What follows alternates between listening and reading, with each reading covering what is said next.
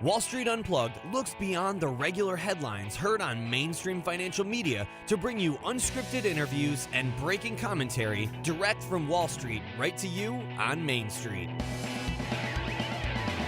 How's it going out there? It's September 26th. I'm Frank Curzio, host of the Wall Street Unplugged podcast, where I break down the headlines and tell you what's really moving these markets. I'm so crazy busy this week. And for Curzio Ventures subscribers, you're going to be getting your September issue today. Awesome pick. Probably has more risk than any stock, maybe that I ever recommended, but also has more upside than any stock that I ever recommended. So very high risk, super high reward play. Amazing story. So if you're a subscriber, be sure to check your email today. We're working on that issue really hard over the past couple of weeks. A lot of research. Also, working on a real special deal for Curzio Research, and game changer for us. Expecting a launch in November, hopefully. Talking to lawyers, accountants, everything. Don't worry, I'm going to tell you all about it, share every detail, since it has to do with you and how we plan on growing the company long term. So I'm really excited. It's unique. Not trying to build it up in any way, but just, making sure I dot all my I's, cross all my T's, because it is one of the most sophisticated things I've ever done, any deal I've been a part of. Try to get as much advice as I can before we really launch this thing. Again, I'll show you the details. I'm not trying to build it up, but I can't really talk too much about it. It's something I'm very, very excited about. Taking a lot of my time. Also, just on the research end, things coming out. Economic data is everything. No matter where you look, is positive. Earnings are growing. Stock market all-time highs. Trying to find some good ideas for your research sectors, as well as international markets. I've been researching a ton, which I'm going to talk about a little bit more in my educational segment. It's later on. And do my podcast as usual. So pretty crazy busy on the work end, but this is nothing. We're talking nothing compared to how busy I am getting ready for my daughter's 8-year-old birthday party, which hosting my house on Saturday. And anyone who owns their own businesses or works tons of hours at their job, anyone, you know that the biggest responsibility a man could ever have of the job he better ever, absolutely never, and I won't curse here, but say mess up, is his daughter's birthday party. Because not only will your daughter not speak to you for weeks, but your wife will likely make your life a living hell probably for months, and probably deservedly so, especially if those screw-ups are directly tied to you as a dad. If she messes up, well, you're probably still going to get yelled at, and maybe she'll be mad at you for a week. Unless you point out that she actually made the mistake, then she's probably going to get mad at you for about 2.5 weeks. I have a whole chart of this that I've learned over the past 40 years that I write down, just trying to figure things out. But it's pretty cool. Wife's been really busy doing so much. But getting back to the busy part, the list of things I have to do by Saturday, it's like 3 times longer than the list of things I did at work for the month of September, including writing 3 newsletters, taping, 8 podcasts, answering hundreds of emails, writing alerts. It was at least 100 calls, more than that a month. It's crazy. Companies, lawyers, accountants, other analysts, and stuff like that. It's nothing compared to this. Nothing compared to what I have to do for my daughter's party, which is going to include around 15 of her friends with their parents. They got a huge water slide and throw in the backyard. I'm talking about 18 feet. That's how big it is, really big. So also adults can go on it, which is awesome. And we have this for, I believe, 2 full days, because you can only rent these things for like 2 to 3 days. If it's so expensive to do just for one, it makes sense to do, whatever, long. It's kind of like the Comcast business model, I guess. If you try to call Comcast and say, hey, I just want internet only, they're like, it's going to cost you $55,000 per month. But if you get a triple play with TV and landline phone that, they know you're never, ever going to use, then it's only going to be $199 a month. Perfect deal. Just for this month, we're offering this special, which is, turns out to be more like $260 a month after the fees for each box they charge. And, you want the high definition, which should be standard, but it's not with them. Anyway, we'll get to the Comcast rant. I'm glad I had this thing for 2 days, because after everyone leaves on Saturday, what do you think I'm going to do on Sunday? Go on this thing like 100 times before 1 p.m. and watch the Eagle game. Go back on and slide on another 100 times at 4:30 p.m. probably. Invite a couple of the adults over. We also have slippery slides. Of course, I have a basketball court in my backyard. I play basketball all my life. That's, very normal for me. Get rid of food, drinks, ice, all this stuff, take care of. And when it comes to drinks, right? I mean, I've explained this before where I live, and in most South, it's very religious here, which is cool. My kids actually go to a very religious school, but most of the kids' parties I go to are nice. They're cool, kind of conservative, people laughing, the adults. My party, listen, Bud Lights, wine for everyone. Please drink responsibly. You get lit up a little bit, you can crash in my house with your kids, or I could call an Uber for you, whatever you need. But it's a Saturday, and everyone should have fun on Saturdays, right? So, let's have fun, have a great time. Also going to have to get the cake, help clean the house on Friday after work. During the party, I'm going to have to hold the garbage bag open for my daughter when she throws out the wrapping on probably those 20 gifts that she's going to get that she's, I had a guess, will no longer play with after 1 week. Tons of stuff like that we have to do, right? It's cool. It's my job. It's every dad's job. Just to be there for your kids, for your wife, especially during high priority events like your daughter's 8-year-old birthday party. So it's a time to be completely unselfish. Even though you're working like crazy at your job, making sure you're getting things done at your job.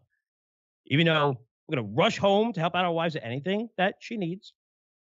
Even though when everyone gets to that party and walks in, everyone, they're not going to go to me. They're going to go directly to my wife and tell her, thanks so much for inviting me. It's so beautiful. It's awesome. It's a great party. Whether they like it or not, they're going to say that. Even though for my daughters, I'm not even going to exist that day. Right? I mean, it's my 8-year-old birthday party, but her friends have brothers and sisters around the same age as my oldest daughter, who is 10, but I'm not going to exist to them unless they need something like, Daddy, could you lower the basketball hoop so, the 10-year-olds could dunk, or fix the hose on a slippery slide to make it more slippery, or get them a Capri Sun before they go crashing down the 18-foot slide. I mean, you're just in the background hanging out, doing a ton for everyone. I just want to, one day, wouldn't it be cool to say, what's on your mind sometimes? Just say, hey, you know what? This is my house. This party's taking place because of me.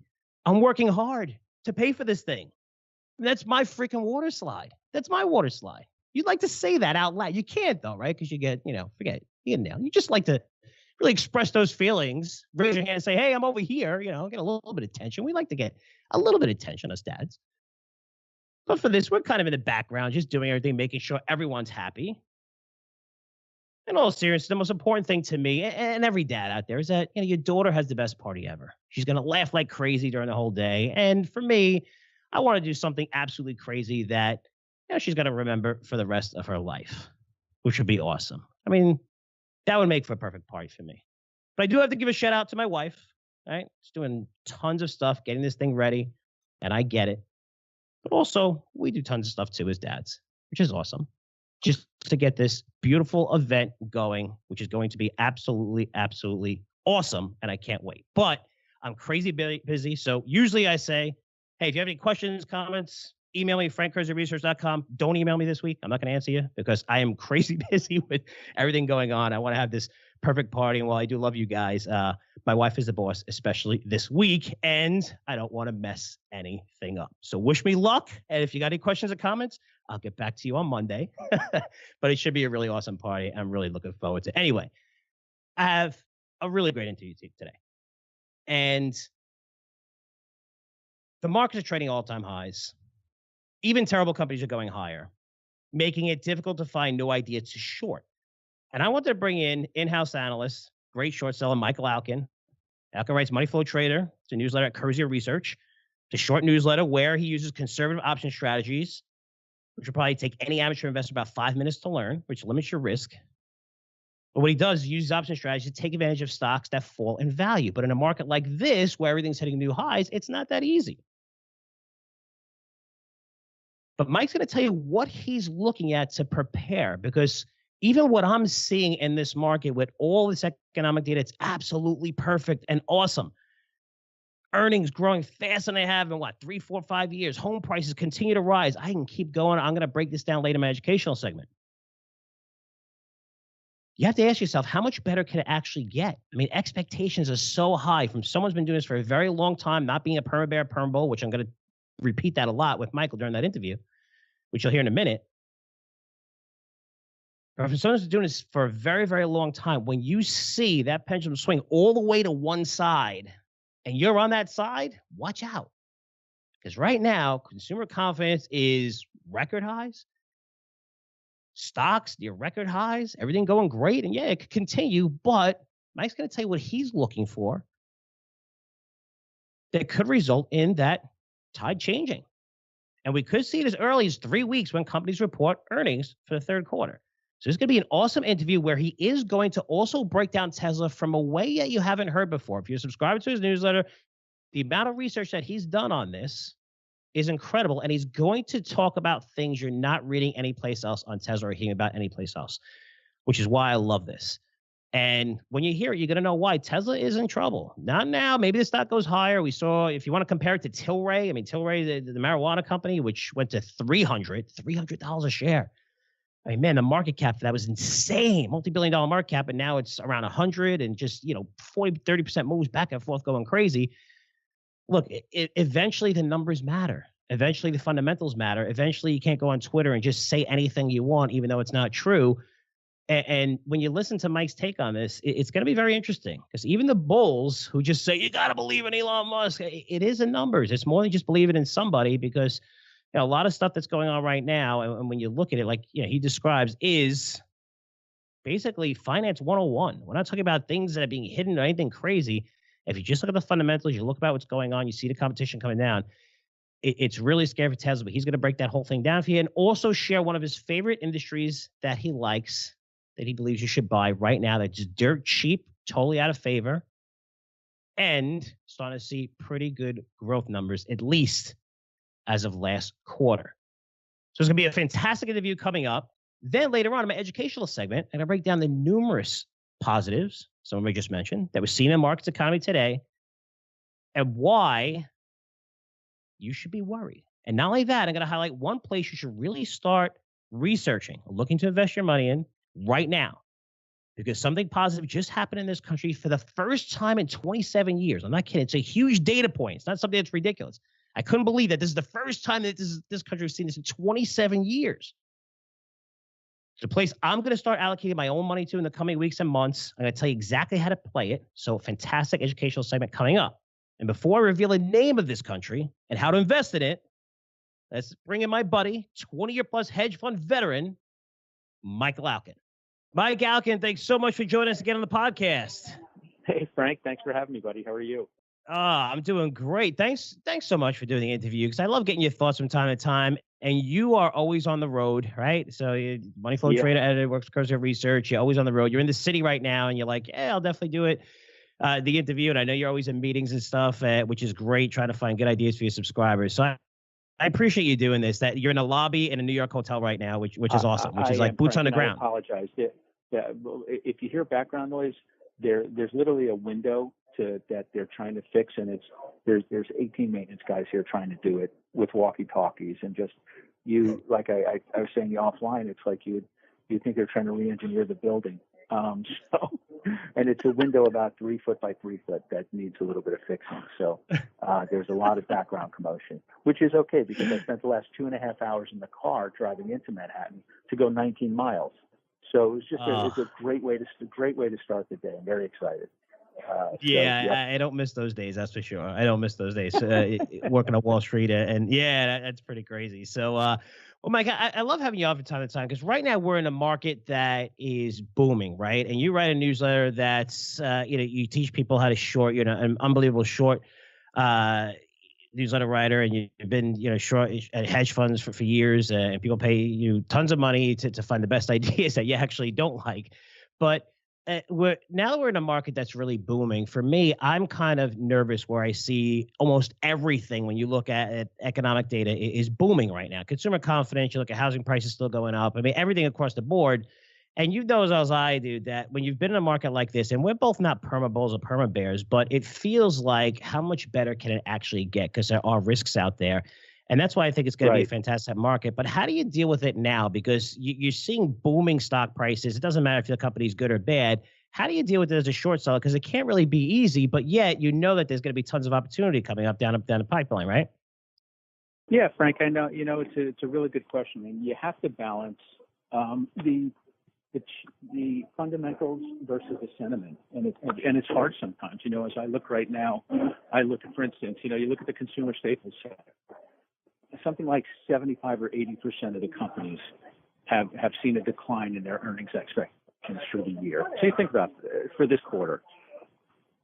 I mean, that's a significant amount of companies that the analysts are taking their estimates now, right?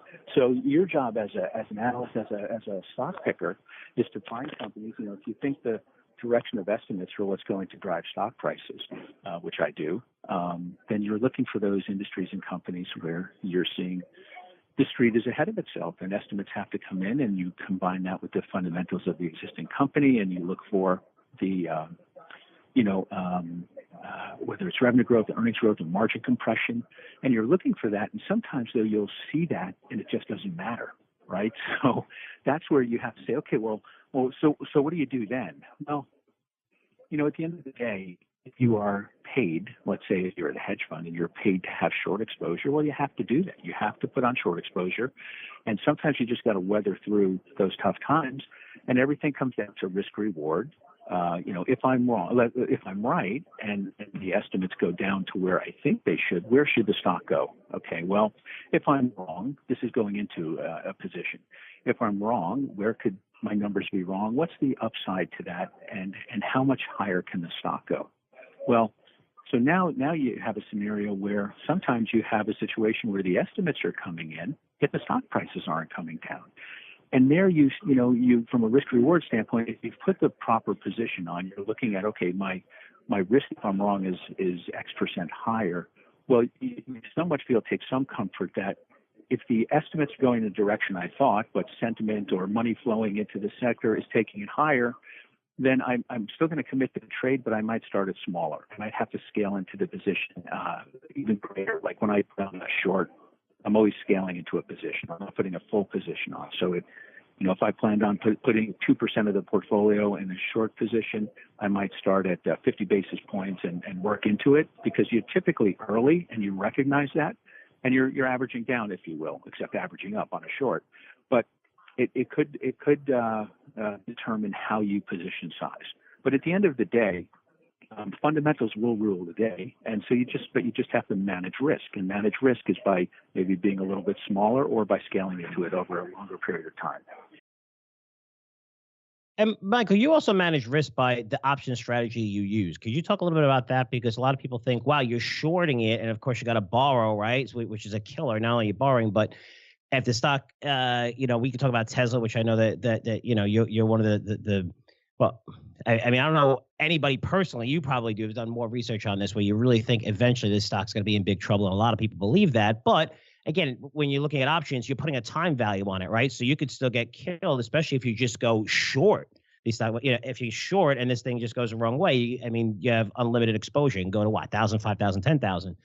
Talk about the option strategy you use, because that limits risk as well. Sure. So there's a trade-off. So if you short the stock, your risk is there's no ceiling to it, right? It can keep going as high as it can be. If you're long a stock, where your risk is, that's zero.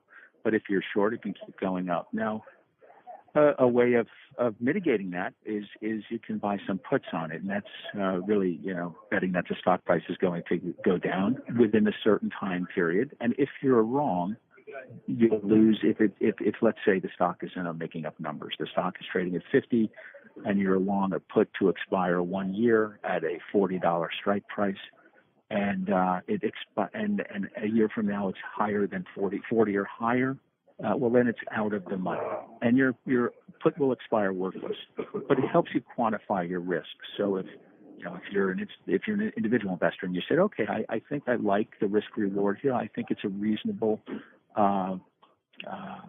possibility that this stock goes below based on the analysis, and I'm willing to risk $2,000 in that put position. But if I'm right, you're going to get leverage to that. If I'm right, you'll see as the stock price goes down and it breaks through there, you're going to see, without getting into a whole option discussion here, but you're going to see the option move significantly higher to the upside. So there's the trade-off where you're trading off the unlimited risk potential, but you have time working against you, right? So you have it's time dated. Yeah, and I love that, right? Because when you are using options, a lot of people who are not familiar with this market, one, they get nervous or feel like they can't do it. Yes, this is an option strategy that would take you less than 5 minutes to really learn. And it also limits your exposure to the amount of money you're putting into it, where you don't have unlimited exposure just by shorting the stock. But I Right. wanted to talk a little bit more because you're someone who also looks at conference calls, earnings, dig deep. You're a forensic accountant, which some of the things that I've learned from you are incredible, right? When you really dig deep into a balance sheet and you'll send me emails, say, Frank, did you see this, or you look at this, and it's kind of like amazing. What are you seeing right now with earnings? Because for me, what I'm seeing is companies. One, it's kind of amazing. So Jamie Dimon and Warren Buffett came out with this whole thing that companies shouldn't give quarterly guidance, right? So say what they're going to do next quarter because it provides like short term. It's just short term nature. It's the incentives aren't as great for CEO to focus on long term, whatever the reasons are. But this Right. quarter, I don't know if you saw the stat. I think it was a record amount of companies did not provide guidance for this Yeah, current saw that. quarter. And for me, I'm like, this isn't like a Jamie Dimon thing or Warren Buffett thing, or this isn't companies change.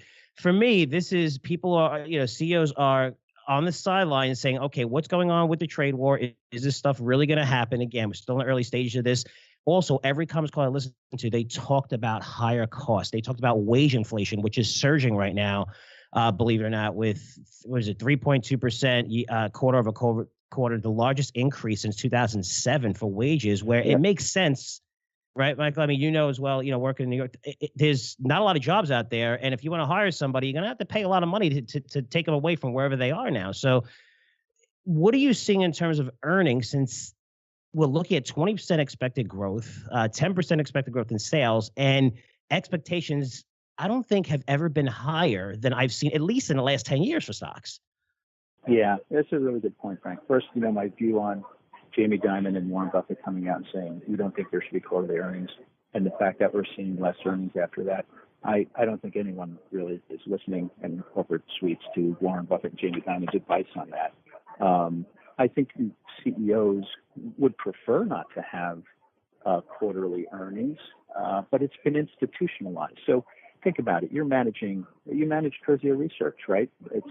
It's a very rapidly growing publishing business. But every day there's probably a new fire to put out. There's something changing. The business is fluid. It's not static.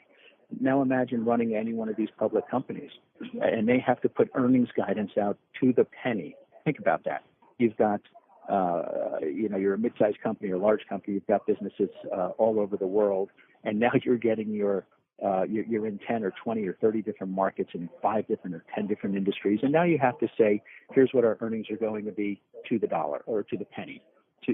I mean, that's a massive undertaking. So if you think about that and think about just how comical that is to be able to do that and get your budgets right, you're sitting down, the CFO and all his division heads are sitting there making the sausage, right? And they're having to guide Wall Street because it's been this way for decades. What are the expectations? That's what moves stocks. And so now you're having to manage your business, and it depends. One of the things as an investor I like to know is how is the sausage made? How are those numbers made? Is it made from a top-down approach? Does it come from the C-suite, the CEO, the CFO, pushing it out to the field saying, this is what Wall Street expects of us. This is what we need to put to keep our earnings multiple. This is the growth we need to put up. And that's the numbers. You better go find that business. Or does it come the other way around? Does it come from the bottoms up? Does it come from all those reporting divisions in the field and all those salespeople in the field, pushing that up through the districts and the regions and then to the divisions and then to the heads and saying, here's what our business outlook looks like. This is what we know from being in the field. This is what's doable. Sometimes there's a disconnect. If it comes from the top, the field may say, hey, wait a second, we can't, that's not achievable, right? But when companies guide Wall Street, that it should be achievable, or stock typically is going to go down. And so that pressure to perform quarterly, because the big institutions want to know every quarter what's going on, right? Now, if you're in Europe, every half year you get a report. But even some of those European companies will put out quarterly numbers, but they're not required to. But here they're required to put out quarterly numbers, and that has led to quarterly guidance. And what that does is is it causes financial engineering to occur. A lot of times the numbers aren't as straightforward as you think they are. There can be myriad reasons. And if we look back over the last decade, coming out of the global financial crisis, revenue growth was something I think we're going to see 7-8% this quarter, if that holds true to what the estimates are. But you couldn't get revenue growth if you tried to buy it the first few years coming out of the global financial crisis. So the way companies were able to show earnings growth was by massive cost cutting. So you had tremendous cost cutting through your SG&A, selling general administrative line. That's code for firings, right? So you had a lot of that, and then you started to see a little bit of growth as the years went on. But then even that you start to anniversary. You call it lapping. You start to lap these things. And when you do, so you run out of revenue growth opportunities, you run out of cost cutting opportunities, what do? Well, with clean balance sheets, many companies have them. You go out and you borrow a lot of debt. And with that debt, you go out and buy back your stock. And now you've added debt to the balance sheet, but you're paying hardly any interest rate for that money, but you're reducing the share count, which by definition will make your earnings go higher, all things being equal. So you've seen a lot of financial engineering, and they're not financial engineering just for the sake of doing it. They're doing it because they're under very big quarterly pressure to do it. So now as we fast forward, you've had animal spirits, you've had the tax cuts, you've had deficit spending starting, right? So November, you get the tax cuts. Now you've had deficit spending, and you've had earnings growth of mid-20s%. And this quarter, the expectations are for 19%. But if you think about that, those are massive earnings increases. Now, fast forward, start looking out next year, earnings growth is expected to be about 7-8%. I hold the view that stocks trade on rate of change. So as you start to think about the things that are going into what makes the stocks go up, well, typically rising interest rates are not good for stocks. And you're starting to see rates go up. The 10 years is close to 3.1%. Now, we can say, well, that's very low compared to historically, but it's rate of change that matters on a year-over-year basis. And so you've got that taking place. You have rates going up. You've just what you mentioned. You've seen wages going up. You're seeing inflation starting to peak. If you listen to conference calls, General Mills came out a couple of weeks ago and said, "Oh yeah, we're able to pass on some prices, but we're dealing with raw material increases." Well, if you're a packaged goods company, it's going to be really difficult to pass on a lot of price increases because there's so much competition and everyone's fighting for that consumer. So that puts pressure on numbers. And when they're sitting with expectations of 20% earnings growth across the board, that's a big number. And it's not a Goldilocks scenario. So I think there's more risk to the downside. Now, here's the $6,000 question, because we see this risk. And for me, I'm looking at this market where I'm still bullish, at least over the next few quarters. But when I see, the economic stuff that I'm seeing is just blowing it out of the park. I could cite like another 100 figures. It's getting to the point where, for me, I'm looking at going, how much better could we actually get where expectations are so high?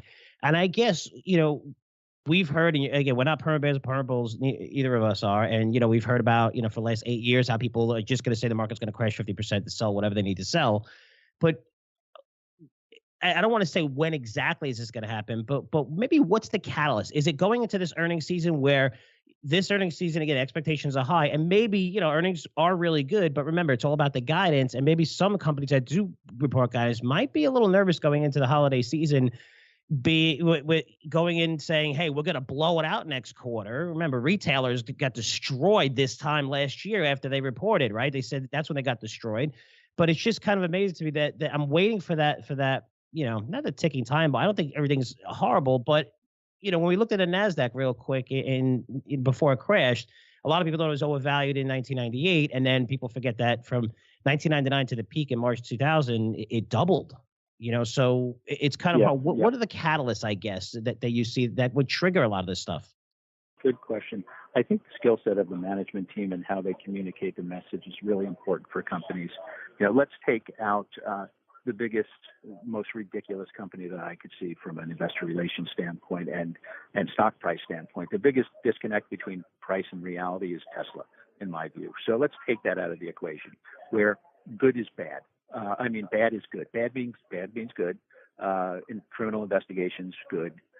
Civil investigations, SEC's in there. That's good. Stock price goes up. right? So there's a disconnect, and that will have its day, and I think it's much sooner rather than later. But let's take that out of the equation, where you have a CEO barking on Twitter anything that comes to mind, irregardless of fact-based or not. So if we look at regular companies, a lot of it is massaging right now, is how do we deliver the message? So as you're going through, you set your guidance earlier in the year. And one of the things, I use Bloomberg. And as I look at my Bloomberg terminal, there's a pretty cool function I use. It shows the earnings estimate charts. And you could see how they're progressing throughout the year. And one of the things it's one of the things I pay a lot of attention to, right? Because it's the direction of estimates. And sometimes what you start to notice when I look at companies that I'm considering maybe on the short side, I'm looking to see where were the estimates a year ago for this coming quarter or the next few quarters, and where are they now? And you could see the companies I'm looking at, you're seeing many of them have moved down meaningfully. It could be 3%, 5%, 7%, where the estimates are they're just being walked down. And those messages get delivered in nuanced ways by management teams. They get delivered at conferences that occur not only in the summer, but they occur in the fall, they occur in the spring, and randomly through early summer.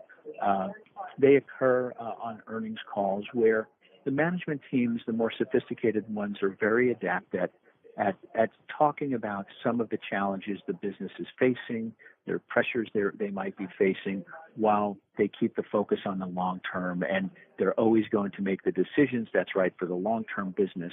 So if they need to look out a quarter or so and make if in the next quarter or so there's a little bit of a hiccup, they're doing what's best for the business. Some management teams with long and storied track records, Wall Street will buy it hook, line, and sinker, and they will go for it, and they don't punish the stocks. Other ones that have less good track records, it could be the same type of scenario, the same type of movement down, and you'll tend to see the stocks, those get punished. And so I think that's part of it. Another thing, Frank, is you got to remember the time of year. So we're coming into a third quarter right now. Now, your third quarter, most mutual funds have October 31 year ends, right? So if you are a mutual fund manager and you've been underperforming an index, this is when window dressing takes place.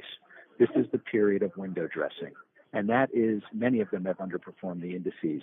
And now you're starting to talk about bonuses for these guys. You're starting to talk about, because that's how they're, how are they benchmarking against their peers? How are they benchmarking against the indices? In some cases, it's career risk.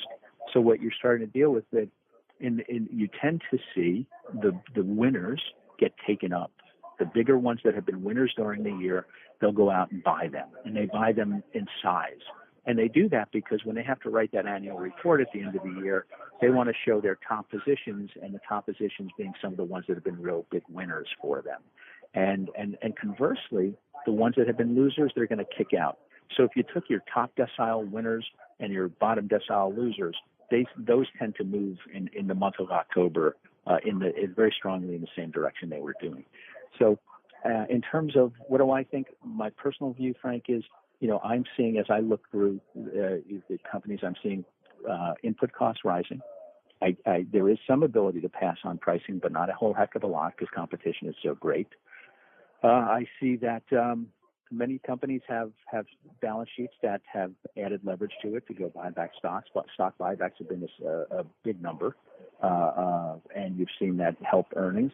So I'm just more cautious on it because I think that the rate of change, the direction of estimates is to the downside, not to the upside.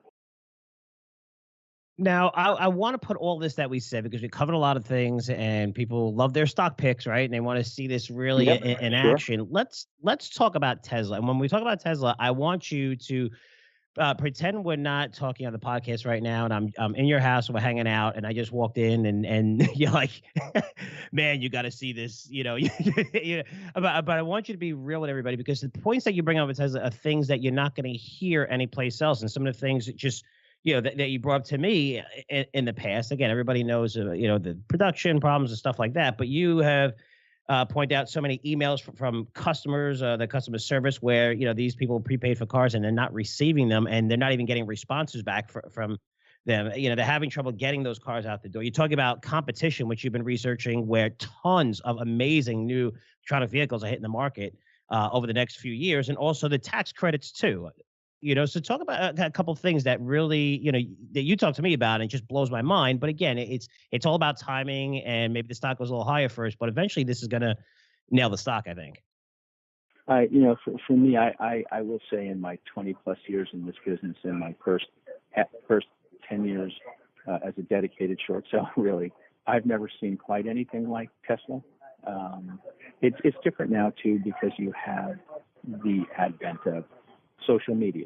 And back in the early 2000s, when you had your Jeff Skillings and your Dennis Kozlowski's of the world, and we're talking Enron and Tyco and Adelphia Communications with the Rigases and WorldCom, you didn't have CEOs with 23 million followers, and you didn't have that type of thing. So it was much lower profile, even though it was high profile at the time, but it tended not to move in real time.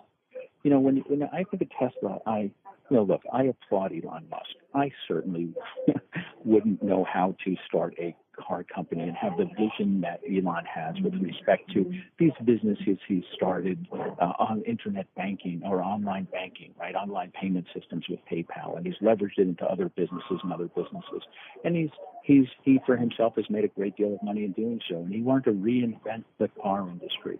And go green and electric batteries. And he sold a couple 100,000 vehicles, and mostly the Model X and Model S. And I've driven in them, and they're really nice cars, and they're super fast, and they're cool, and that's great. And it's sold to a bunch of, the Model X and Model S to a very small handful of people who are some probably upper middle class or middle upper class, and to get the loans to go buy those things. Pretty cool. And I applaud him for that. However, people think Elon Musk invented Tesla, and he didn't. A couple other guys did. And a couple of years later, he kind of used his muscle and his checkbook and got them out.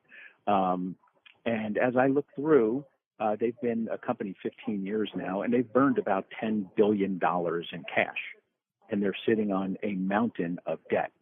And their cash burn is rapidly accelerating.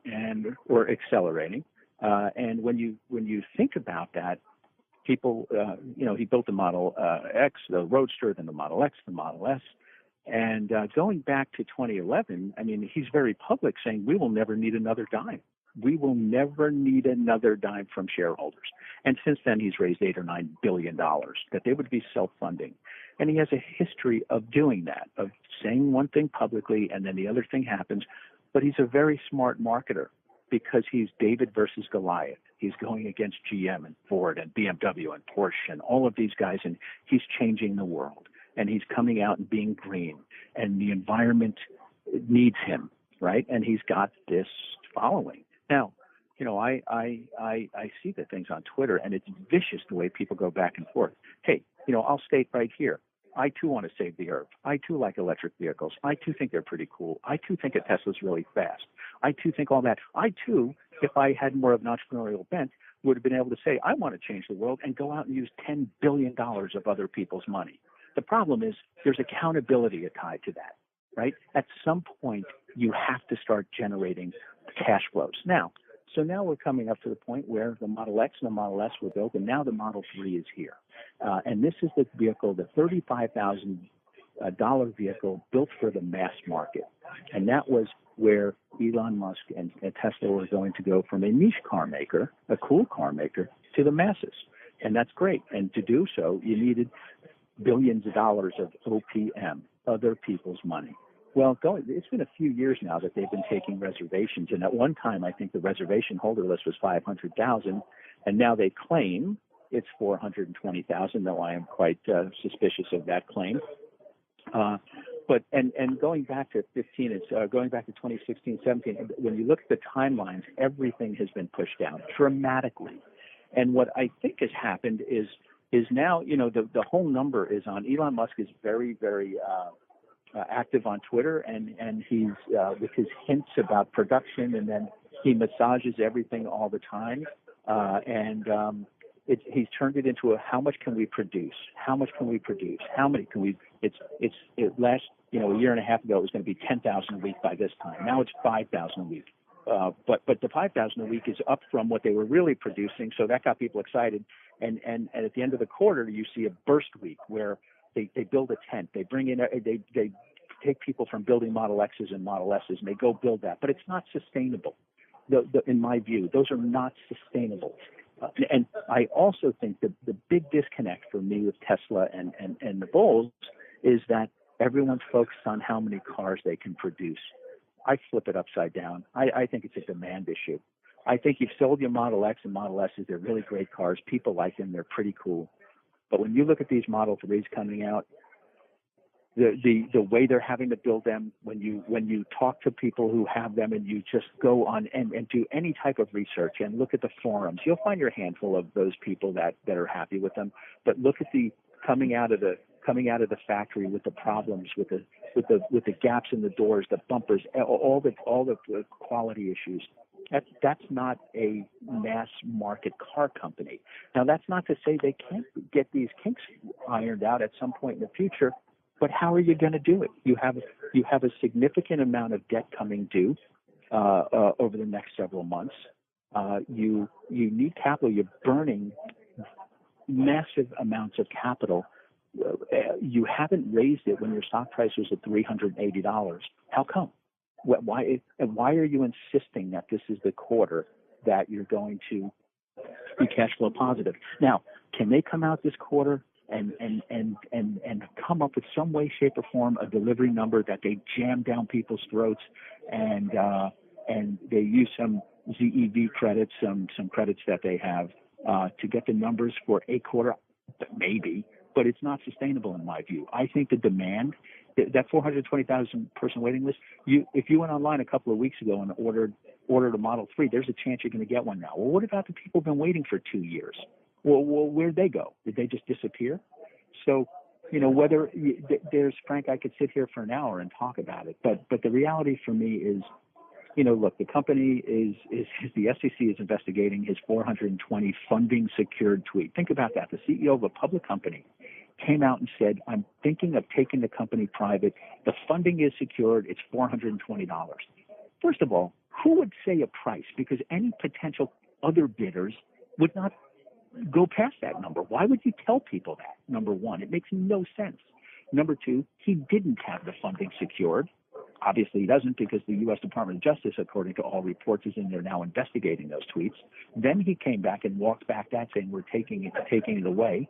And oh, by the way, the stock price, at one point it was $379. It's sitting around $300 today. But now over the last couple of weeks, we're seeing tweets about it used to be production hell. We couldn't produce last quarter. It was this is production hell. Now the thing is, folks, we're sorry. We're in delivery hell right now. We're having to build car carriers because there are so many cars that we have to deliver. Now, what is that to me? That speaks for there could be a delivery problem coming down the road, meaning demand. That's code for demand is how I view that.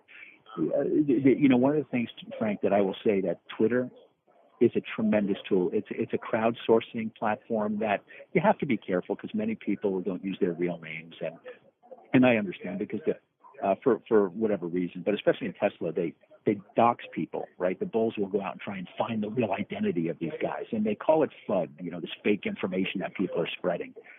I will tell you this as a very, very guy with a lot of experience in doing deep dive fundamental primary research on companies across myriad industries, that I can detect pretty quickly what's bullshit and what's not when it comes to what research people are putting out there. And when you look at the quality of research that is supported by the numbers, it's tremendous. And it's exceptional work that I see being done out there. And no matter what numerate argument a bear makes, a bull will come back with Elon's God, Elon's a genius, Elon will figure it out. Are you kidding me? I mean, there's a financial advisor in California that no matter what you presented to this guy will come out and tweet and say, Elon's a genius. We love Elon. We trust him. I mean, come on. That's how people get walked off of bridges. That's how countries get taken over because they put faith in the wrong person. There is something not right here. And I can't pinpoint what it is, But whether you go around, Frank, and look right now, they have all this insatiable demand that they're talking about for the Model 3, whether it's in Burbank or outside of the factories, not too far outside the factories, or in parking lots around the country. There's thousands and thousands of Model 3s gathering dust. So how is there unlimited demand for that? I don't understand it. And I could go on and on and on, and we don't have the time to do that. But so for me, but Frank, but here's where shorting becomes hard, right? Because the longs have won up until now. The stock's at $300. It's had a massive move. But these numbers have been obvious for quite some time. The cash burn, but now the companies put themselves, I think, in a box where they have said the third quarter is it. Now, if one is of the belief that this company will say and do anything to make their numbers try and happen, I believe this is a company that will do that. So could they pull this quarter out? Maybe. However, I believe with all my experience, this is just not sustainable. I look at the bonds for 2025 trading at 85 cents, 86 cents, and yet a $50 billion market cap company. Those things can evaporate overnight. Market cap can evaporate overnight. The fixed income guys have a good beat on where the cash flows are. The other thing, Frank, is if you look around the corner, you have the Jaguar I-Pace coming out. You have Porsche coming out. You have BMW coming out. Mercedes coming out with vehicles to challenge, go across the spectrum, right? To challenge the higher end models. Well, that's great. So, okay, let's. You've never sold a $35,000 Model X, which is what the whole premise was. The whole premise was a $35,000 Model X with a $7,500 tax credit, and you'd have a $28,000 mainstream electric vehicle. Woohoo! Fantastic. It's been 2 years and it's a pipe dream. They're selling the Model 3s for $53,000, $54,000, $55,000. That's not mainstream. That's not Joey Bag of Donuts going there to buy that car. That's not a mainstream car. That doesn't generate the scale for you. They won't make money at the $35,000 level. Now all of these competitors are coming out to compete across their product spectrum, and Tesla will now lose the $7,500 tax credit because they've sold federal tax credit. They've sold 200,000 vehicles. So now that gets cut in half on January 1st. And then 6 months later, it gets cut in half again. When you have a spate of the biggest car companies in the world who've been doing it for 75, 100 years, coming out and putting who have let Elon lead the way and prove the EV market. Kudos to Elon for doing that. But now you've got guys who know how to make cars. They're not sending cars out with bumpers that are falling off, with paint that is peeling, with door gaps that are a half an inch wide, with paint chips all over it. These are the real car manufacturers who take 5 years to do a development cycle, not what Musk does in 12 months or 18 months. And they're you're losing your and tax like you said, credit. they're going to get the tax credit too, which is going to be dropped off, cut in half, and then cut in half again. But these guys are going to get that full tax credit as they roll out these cars. Absolutely. And so, look, I think there's so many things, Frank. I like I said, I've never seen anything like it, but nothing surprises me with Elon Musk. The stuff, there's this old saying. Now, can you pinpoint exactly what's going on? No. Look, there's a lot of guys who, would say it's the F word for Elon, right? There's guys out there all over Twitter saying, it's a fraud. There's what I will tell you is, without using that word, I will say that nothing makes sense to me that comes out of the company. The financials to me are an unmitigated disaster. From a gross margin perspective, they don't calculate gross margin the same way as everyone else. But like I said earlier, numerous arguments fall on deaf ears. The bulls just don't care. They think it's a tech company that is changing the world. Well, it's a tech company. It's Panasonic's batteries that are in there. There's very little proprietary technology. The autopilot is far behind other competitors. It's got a grand master, the greatest of all time salesman running the company, who is able to convince people that he's the Messiah and he's changing the world, and he plays the David versus Goliath. And I unfortunately think, Frank, that all of these well-meaning, hardworking, environmentally conscious people who own his stock and really believe in him, I think they're going to get walked off a cliff. I hope, look, the reality is you hate to see people do that, but and I do cringe sometimes because some of these accounting arguments, the finance arguments, are just finance 101, Frank. It's investing 101 that gets lost because people say, well, who cares about the cash flow? Look at what he's doing, and he's going to change the world. Revenues are growing. Have you ever seen revenue growth? You don't take revenue growth to the bank. You take cash to the bank, right? And at some point in time, the capital markets seize up for people who use other people's money. Now, like I said earlier, he has not gone out and raised capital. Why? I don't know. What would cause me to change my mind? I think they probably need $7 to $10 billion is my guess, in terms of the capital they need to get to where they think they want to go and say they want to go.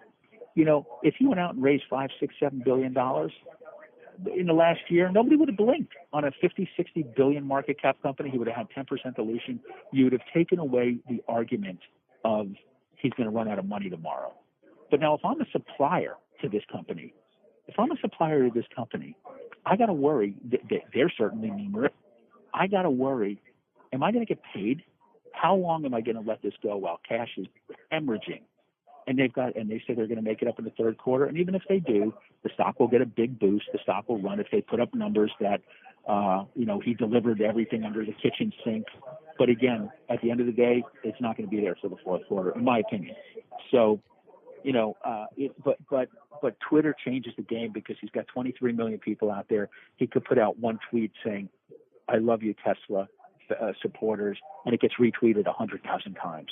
I mean, so, Michael, am I hearing a pair trade here? Short Tesla by Twitter? Well, I will say this, Frank.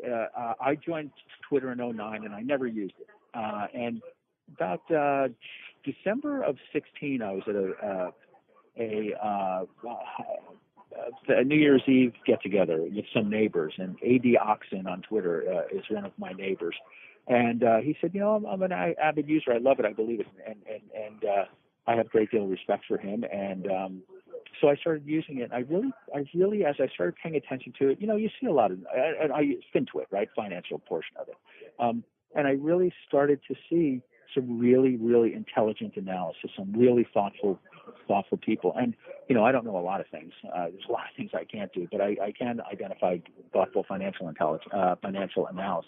And I became more and more impressed. And you get to know who the crackpots are and what their agendas are.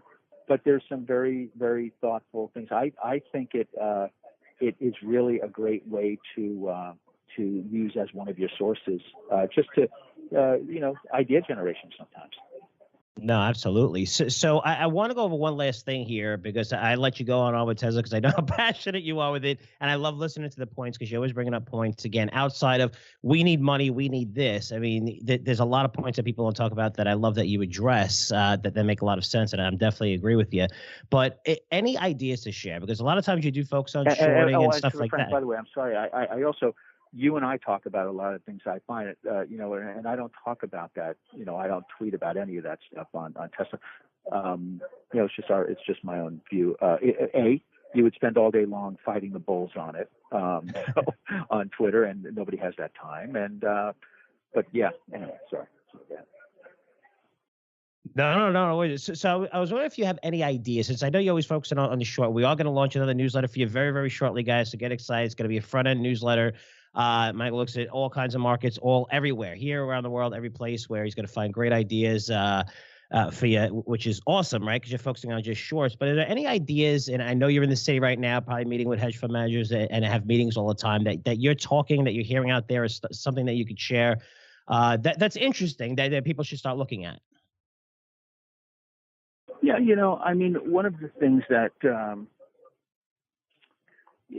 Frank, I if it's popular, I'm not paying attention to it. So, I'm just really looking in the weeds for different things, for things that's hated and out of favor. I think some of the shipping companies, have been decimated. Product tanker category has been decimated. When I look at scrappage rates and I look at supply coming online, if you look in the product tanker category, you've seen the rates that they charge for these tankers have imploded, and you've seen new supply coming online dry up completely, and it's significantly dried up versus where historically new supply is. And what happens, it's the world of supply and demand, which is why I love these deeply cyclical industries. When supply dries up and there's not excess supply and there's more demand, you see pricing go up. And when pricing goes up, you see the stock prices go up. So I think the product tanker category, I think one of the ones I think is interesting is Ardmore Shipping, is one that I think has some really nice upside potential from here. Just lack of supply, pricing will turn, and you'll get good operating leverage out of it. No, that's great. As always, as well as I do, since you have your own podcast now, right? Everybody can go to, right? Talking Stocks Over Beer for your podcast. But people love the ideas. They love how you put all this into motion. And, we covered a lot today. So listen, I really appreciate you coming on. I know you're in the middle of New York City and having fun with those 17 guys fixing that little window and everything. Yeah. But, I apologize for all the background noise. No worries. Frank, it was funny before we go. My decision in the car. Now, again, I live 19 miles from Manhattan. It was 2.5 hours, maybe longer, to get in. So just do that math right. So, but now I had a decision when I knew you were calling me. Do I find a side street in Manhattan to sit in the car and do the call so it's nice and quiet, or does my bladder take over? And I have to go run and find a bathroom in a hotel. And I tried to hold out and I couldn't. So I tried to get I know where most of the hotels in Midtown are. And it's just, the place is just impossible. You just can't find a quiet place. So I apologize.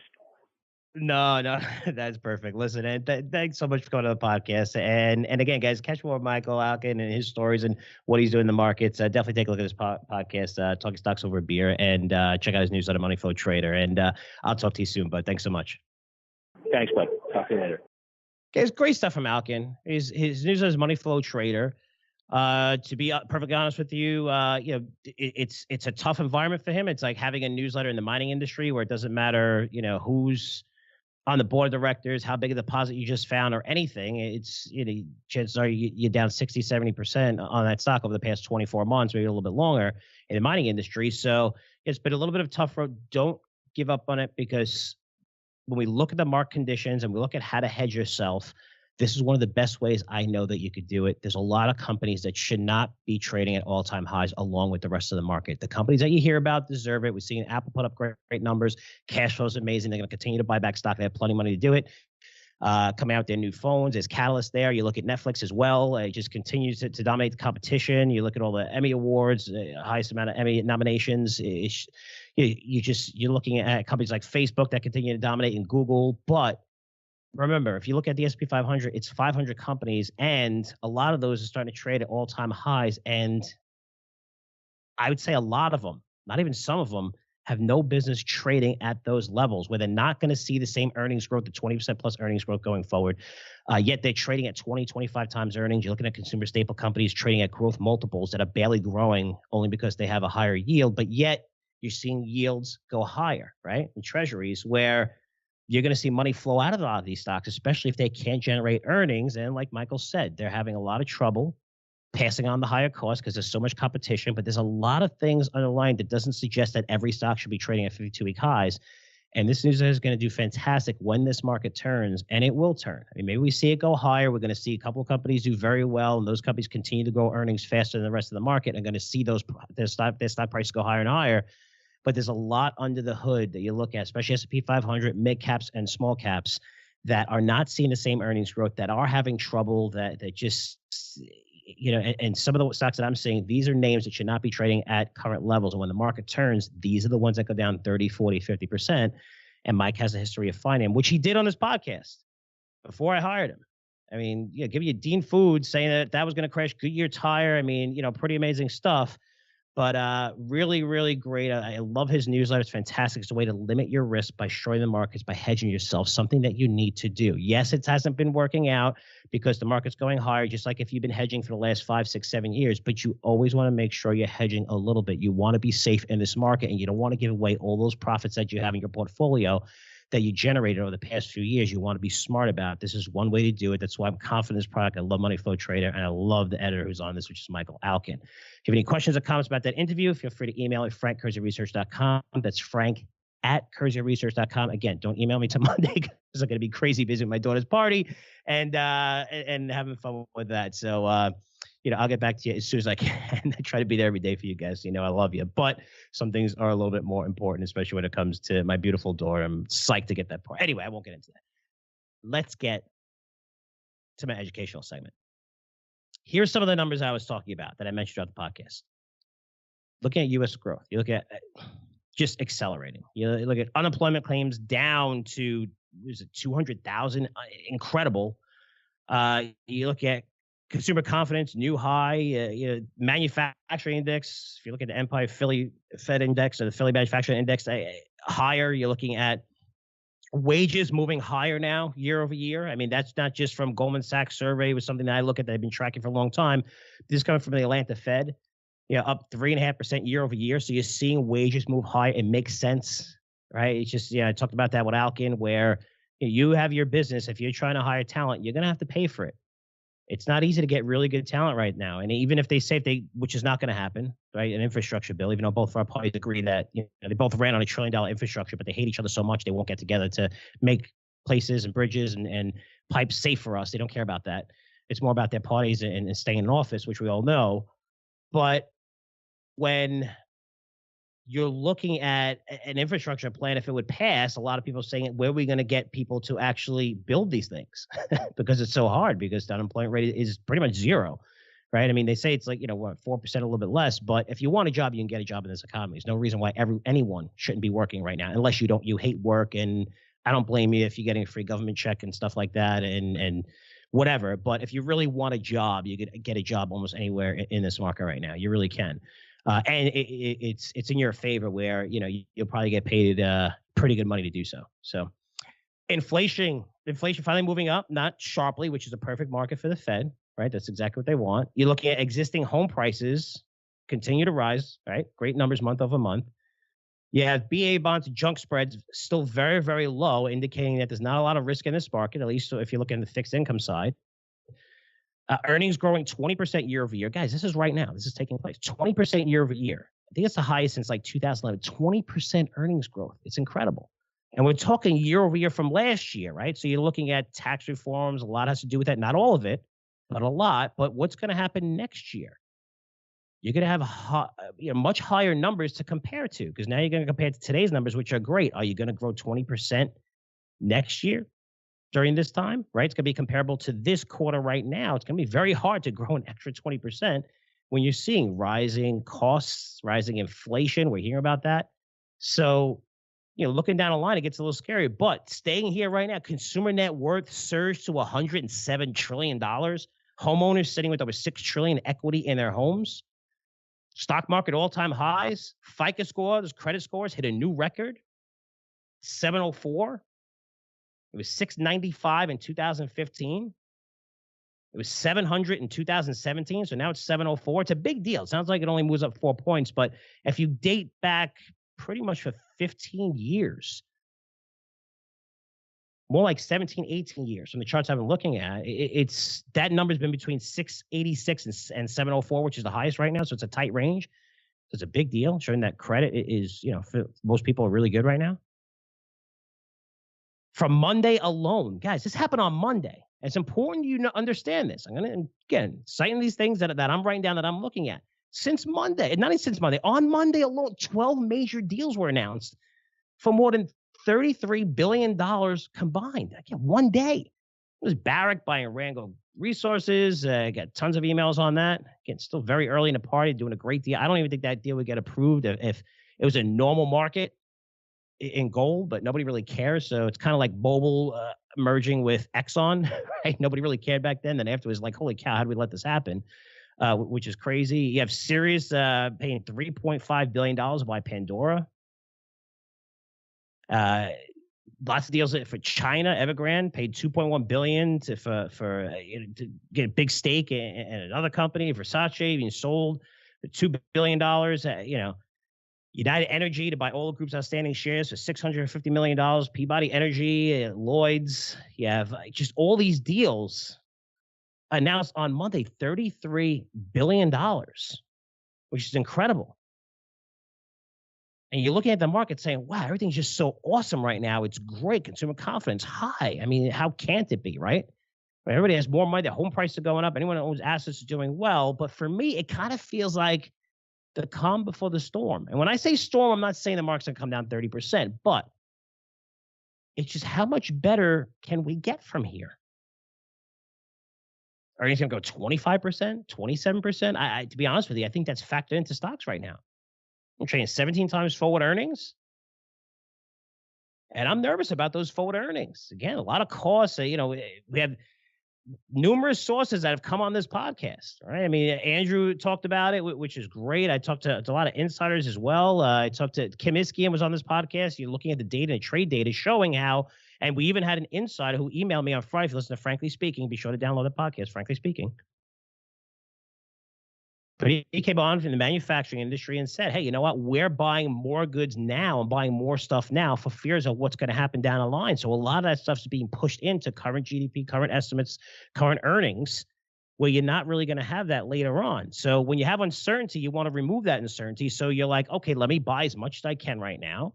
I know that I'm going to have the demand to sell this stuff. So we're going to keep this stuff in inventory a little bit longer. But hey, I don't know if these things are going to cost more because of tariffs and what's going on with the U.S. and China later on. So a lot of that demand is being pushed forward, right? So it's good for now. So you're seeing earnings, all these numbers, fantastic. May not be so good next year.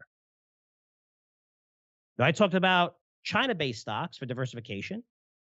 The U.S. and China continue, right? The trade dispute, we all know about it. Just turn on the TV. You're going to hear billions of stories about it. But this does create uncertainty. Plus, if you're looking at the China market and the U.S. market, you're looking, hey, I could bet on China here and some of these stocks. If you look from a technical level, it's pretty scary because it's closely tied in a way that is not good for China. Because when the U.S. markets hit new highs, almost all the time that we're hitting new highs, the Shanghai index is hitting new lows.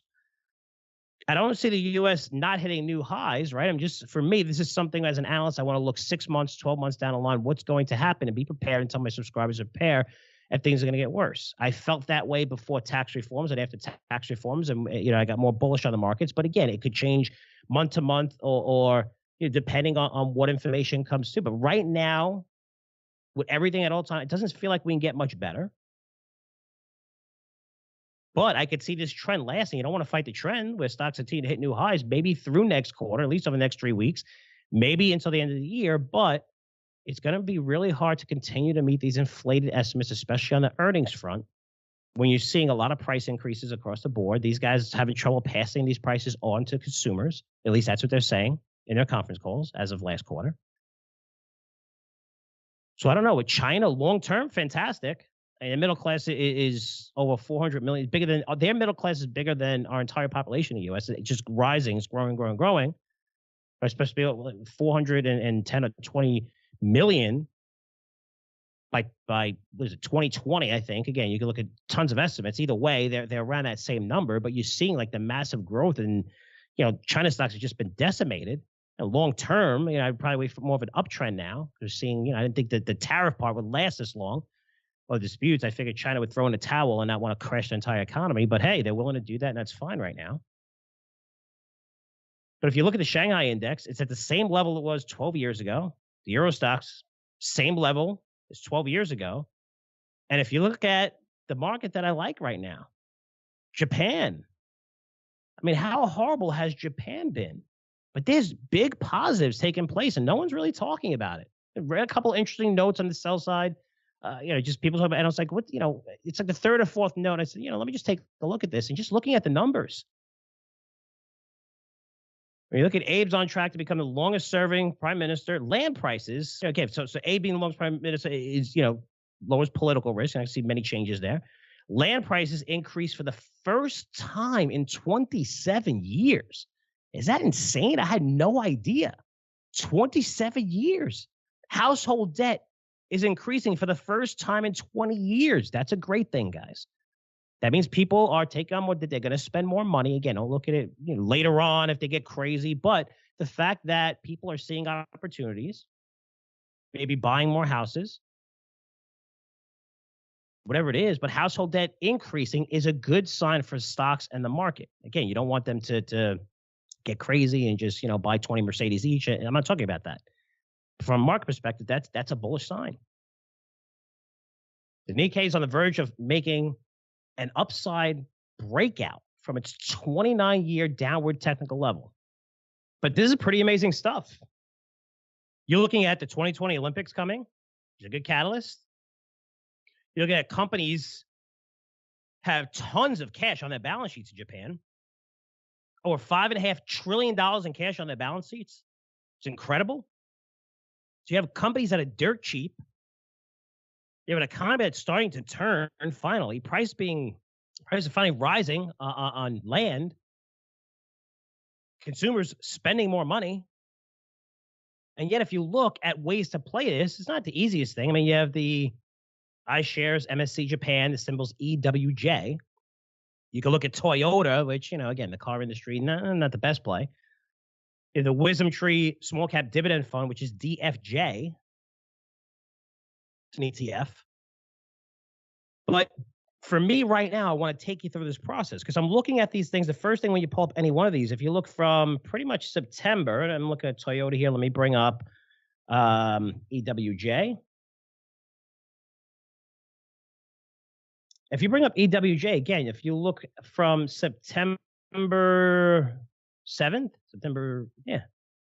talking about 3 weeks, a little over 3 weeks, a massive, massive uptrend is taking place, which is important. So now you have cheap stocks. They're still kind of hated. Nobody's even talking about Japan, right? No, really. I can't remember the last time I talked about Japan, like longer than 10 years ago. And if you look at the charts and what's going on at technical levels, they're clearly breaking out, and they're still dirt cheap because you pull up some of these things like a 5-year chart or just a full year chart, and even for the MSCI, which is the Japan ETF, EWJ is a symbol. I mean, it's trading at 2007 levels. It was at this level in 2000. So I mean, you're looking at it was actually higher in 1998, EWJ. So even though it made a pretty nice move over the past few weeks, this is just the beginning here. And if these numbers continue to come in like this, we're talking about massive gains. And this is how you should be looking at the markets. Now, do I have all these ideas? No, this is my starting point. So for me, I'm reading a couple of notes and I'll see people mention it. And I'm like, what's going on with Japan? Let me see. Why am I hearing about Japan for so much? And then I dig into the numbers. Then I'm reading these reports from sell-side analysts, which are really fantastic sometimes, saying, okay, all these. Then I'm looking at technical levels. Now I'm looking at, okay, how to play this. And I think there's probably about 10 or 12 stocks that have a lot of exposure. I have a research engine called Capital IQ where I can go in and see how many companies have companies in S&P 500 that have the most exposure to Japan. I'll look at ADRs, that are like, that trading here where you could trade, Japan companies trade here for ADRs where you could buy them. And you don't have to worry about exchange rates or things like that. But for me, that's a starting point. Where can I get leverage to consumer, to homes? What's the best way to play this? Is it just buying like EWJ, right? It was at 300 and over 300 large mid-cap Japanese stocks, like buying the whole market, which is going to do good. But for me, as an analyst, I mean, if you're sitting home and you're saying, okay, I want to play Japan, and I don't want to do too much research on it, and I like it, that's fine. For me, I want to dig in because I know there's individual stocks that are going to go 5-10 times more than EWJ, especially if this growth takes place because they're dirt cheap. So that's my starting point. That's when I start doing the research. That's when I start going into my contacts. That's when I reach out to people who cover this industry that maybe I could interview in the podcast for you. But that's how the research starts. And it should start right now. And you should start looking at international markets or different places you could put your money because the bull market's not going to last forever. I'm not telling you to take all your money out of U.S. markets, but I've been taking profits on a lot of our winners in my newsletters and trying to find new ideas. And there are a lot of cool ideas that I'm finding still in the U.S. markets. Not everything's trading at 52-week high, But I'm also looking outside of that. International markets. I brought in Van Simmons as well to talk about collectibles and how you can invest money. But that's how you should be thinking long term. How can I invest in different areas where I can have the best return with as low risk as possible, and just take advantage of markets maybe that are trading much, much cheaper than ours right now, especially since we had an incredible run in the U.S. stock market. So I want to do that in an educational segment. Let me know what you thought at frankcurzioresearch.com. That's Frank at curzioresearch.com. And speaking of different places to put your money, we're actually doing a special presentation which is going to be absolutely for free for everyone. And it's talking about Trump's tariffs, the best way to play them, just, the real story that no one's really talking about when it comes to tariffs. Of how do you make money on it, why I thought it wasn't going to be a big deal, and I have a 20-page report online that you can see at curzioresearch.com for free. And not only that, I'm really digging in deep of the best ways to play this. And I'm bringing in a special guest who's Jeff Phillips, who I'm going to interview, not on this podcast, but we're going to provide it for Curzio Research members who are on our email list. Again, you can do this by just going to our website. There's a big thing that says Trump tariffs, and you can sign up for there. But I'm going to provide pretty much a whole free educational seminar for you guys to show you how to benefit from China, how you can make money on this trend, and have a special interview with Jeff Phillips, who made more money than anyone I know. Hopefully he's not listening to this because he's a modest guy and he hates that I say this, but he's awesome, playing the rare earth market. And that's a market that I've been talking about lately. And he's going to share some of those investments. We're going to do detailed research because the last time he invested in this was early on in 2010, 2011. That's when China cut supply to Japan. They decided to cut supplies overall after that. And most rare earth prices, again, this is the 17 elements critical for numerous things that we produce here with technology, weapons, military, stuff like that. Prices went up 10, 15, 20-fold back then, sending some of these stocks that he had for pennies, 30, 40 cents to like 10, 15, $20, made an absolute fortune. I've been talking to him lately and also been very connected with a lot of people within this industry. And he's going to come on with doing special free, not a podcast, but just a free thing that we're going to do for subscribers that you guys can sign up for on the website. It's going to be fantastic. At least 30, 40 minutes. We're going to tape that later this week. But again, we're going to provide all this free education for you so you can get prepared on how to make money from China's tariffs and just ways to make money outside of what's going on in the U.S. because stocks are really, really high, and I want to see you guys diversified and make some money. So again, once you want to sign up to that Trump tariffs, just go to our website at curzioresearch.com. So guys, that's it for me. Thanks so much for listening. Wish me luck at the party on Saturday. I'll talk to you guys in 7 days. Take care. The information presented on Wall Street Unplugged is the opinion of its hosts and guests. You should not base your investment decisions solely on this broadcast. Remember, it's your money and your responsibility. Wall Street Unplugged, produced by the Choose Yourself Podcast Network, the leader in podcasts produced to help you choose yourself.